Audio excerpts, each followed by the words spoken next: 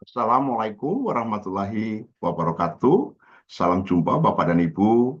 Dalam kesempatan pendek ini, saya hendak menjawab sebuah pertanyaan dari seorang peserta kursus Guru Kurs Indonesia Emas, Ibu Wati dari Depok.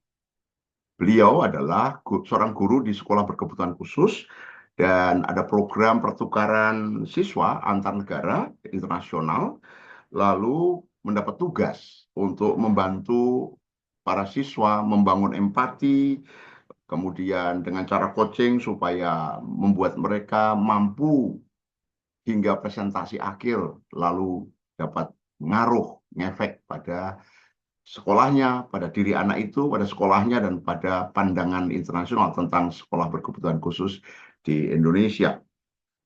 Bapak dan Ibu, ketika kita berjumpa dengan segala pengaruh dari luar, kebutuhan dari luar dalam kursus Guru Kurs Indonesia Mas, ini artinya V1, K1, A1, G1, dan O1, maka yang pertama perlu kita pahami adalah apakah ini selaras dengan nilai-nilai diri, selaras dengan keyakinan diri, selaras dengan pemahaman diri. Tentu saja ngecek pertama dengan pemahaman. Pemahaman apa yang perlu kita dapatkan adalah pengetahuan tentang tugas ini perlu didalami secara real sampai tingkat yang paling lepas dari dilesi, distorsi, dan generalisasi. Maka kita perlu bertanya kepada yang memberi tugas tentang kejelasan apa yang terlihat, terdengar, dan terasa tentang tujuan. Jadi yang pertama, Bapak Ibu, dalam pengaruh-pengaruh itu selalu bertanya, ini apa tujuan, apa efek yang bakal terjadi, apa dampak yang bakal terjadi, entah pada diri kita, pada orang-orang yang ditugasi kepada kita, dan kepada lingkungan umum yang akan memandang kita. Ya, kemudian setelah itu, tentu saja setelah memahami tujuan, barulah berpikir langkah. Maka jika pertanyaan ini dengan dasar tujuan yang mungkin belum terlalu jelas dan bertanya apa langkah tepat yang harus dilakukan, kita harus kembali pada prinsip coaching. Pertama, merumuskan tujuan dan memperjelas tujuan itu. Yang kedua, menyusun rencana langkah. Rencana langkah ini bisa muncul dan bisa mudah dilakukan hanya ketika tujuan jelas. Tujuan akhir terlihat, terdengar, dan terasa jelas bagi diri kita. Yang pertama. Yang kedua, yang kita pahami itu jelas juga bagi yang mempengaruhi kita. Bisa orang lain, bisa atasan, bisa dunia, bisa sekitar kita. Nah, kejelasan itu baru nanti dengan mudah kita membuat rencana langkah. Saya selalu mengatakan saat tujuan ditetapkan, maka cara pasti ditemukan. Di antara kita banyak yang melihat dunia ini, lalu bagaimana menyikapinya. Tiba-tiba berpikir tentang langkah, dan ini kebiasaan yang perlu kita sosialisasikan lewat coaching. Kita perlu tujuan dulu, baru menyusun rencana langkah. Baru dari situ kita cek sumber daya. Maka sampai di sini Ibu bisa melihat, jika tujuannya adalah membantu anak-anak berkebutuhan khusus mampu presentasi, kemudian langkah-langkah yang perlu dilihat adalah mendampingi anak-anak langkah besarnya, kemudian mendampingi mereka akan kebutuhan presentasi yang kedua, yang ketiga tentu saja mereka melakukan presentasi. Nah, yang perlu kita lihat adalah sumber daya yang kita miliki.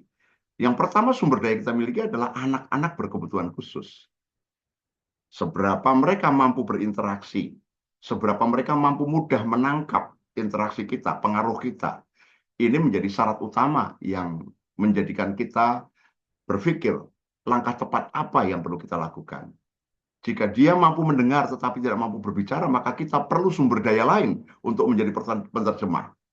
Jika dia mampu berbicara, mampu mendengar tetapi tidak bisa melihat, maka kita bisa menggunakan cara sederhana dengan kinestetik, mengajak mereka berlatih. Kalau secara fisik berkebutuhan khusus untuk melakukan itu semua, tetapi secara pikir, komunikasi, dan interaksinya baik, maka menurut saya tidak ada hambatan untuk berinteraksi, apalagi hanya melakukan presentasi. Karena presentasi adalah presentasi. Presentasi, ingat dalam model komunikasi NLP, presentasi itu adalah menerima stimulus. Kita masukkan ke dalam pikiran lewat filter menjadi fakok 2, lalu masuk ke dalam diri anak itu, dia melakukan reflexivity dengan pengetahuan yang dia miliki dan menyatukan perasaan tubuhnya untuk menyatu dengan stimulus itu, faktor duanya, kemudian muncullah state. Nah, dalam bahasa sederhana, dalam model pemahaman atau kerangka kesadaran yang nanti akan kita pelajari, yang pertama anak itu seberapa punya pengetahuan tentang apa yang hendak dia katakan, tentang tujuan dan hendak dia katakan, dan jika belum berarti harus mengajari mulai dari memberitahu, melibatkan dia, membiasakan dia, dan kemudian membuat dia terinspirasi untuk melakukan dengan presentasi dirinya. Memberitahu, melibatkan, berlatih, membiasakan dia melakukannya sampai terinspirasi, dia tampil, presentasikan dirinya menjadi pribadi yang membawa pesan. Ingat, setiap orang adalah tugasnya mempengaruhi dan dipengaruhi.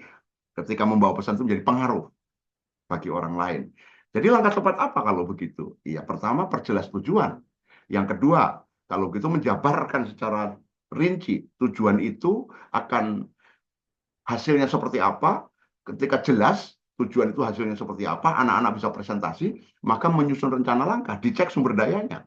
Anak-anak sudah punya kemampuan seberapa, maka dari situ akan kelihatan pengetahuan apa yang perlu ditambahkan, keterampilan apa yang perlu ditambahkan, dan sikap seperti apa yang perlu dilatih. 4, diberitahu, dilibatkan, dibiasakan, berlatih terus-menerus, sampai akhirnya anak itu terinspirasi, tampil, present, mempresentasikan dirinya. Ini alami. Sebenarnya dalam hidup sehari-hari, mengajar di semua lini, atau hidup dalam semua kegiatan, ya hanya itu proses kita mempengaruhi orang. Dalam coaching pun ya hanya itu yang kita lakukan, dengan proses coaching yang satu sesi penuh itu, Bapak Ibu sekalian. Semoga ini dapat menginspirasi dan menjadikan Bapak Ibu semakin paham. Jika masih ada pertanyaan, kita diskusi lebih lanjut. Terima kasih. Wassalamualaikum warahmatullahi wabarakatuh.